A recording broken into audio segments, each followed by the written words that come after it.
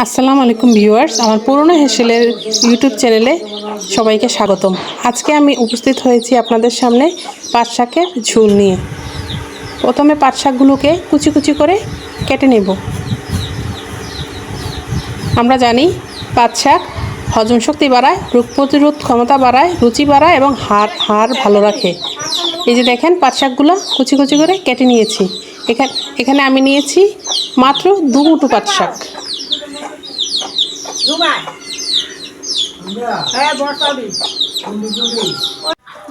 তারপর একটা হাঁড়িতে 1.5 লিটার পানি বসিয়ে নিয়েছি।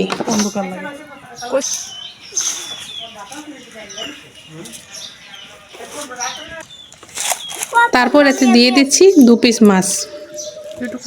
আপনারা আপনাদের পছন্দ অনুযায়ী নিতে পারেন, তবে কম কাটাওয়ালা মাছ নিলে আপনাদের বাঁচতে সুবিধা। তারপর এতে দিয়ে দিচ্ছি সামান্য রসুন, স্বাদ অনুযায়ী নুন, হাফ চামচ হলুদ আর 1 চামচ ধনে গুঁড়ো।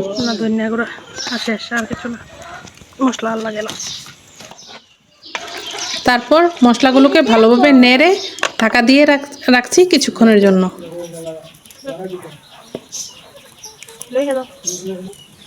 একটু পরপর ঢাকনা খুলে নেড়ে নিচ্ছি এবং এটা আমি ততক্ষণ করব যতক্ষণ না পর্যন্ত পানির 5 ভাগের 1 ভাগ শুকিয়ে না যায়।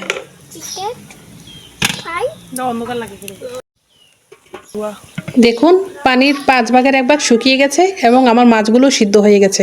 এবার মাছগুলোকে উঠিয়ে নিয়ে আমি কাটা বেছে নেব।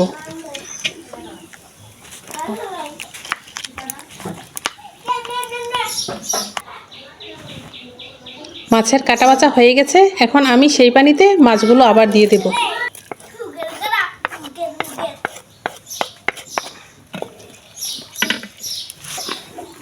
এখন দিয়ে দিচ্ছি কুচি করে রাখা পাট শাকগুলো।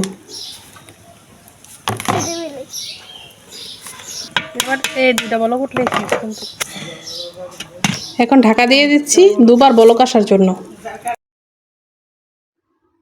এবার 2 বার বলক আসলেই দেখেন পাট শাকের ঝোল তৈরি। যখন অত্যাধিক গরম পড়ে তখন গ্রামের লোকেরা এ ধরনের কম মশলাযুক্ত ঝোল খেয়ে থাকে। চাইলে আপনারাও এবার গরমে এটা খেয়ে দেখতে পারেন এবং খেয়ে কমেন্টে আমাকে জানাবেন এবং ভিডিওটি ভালো লাগলে সাবস্ক্রাইব করবেন।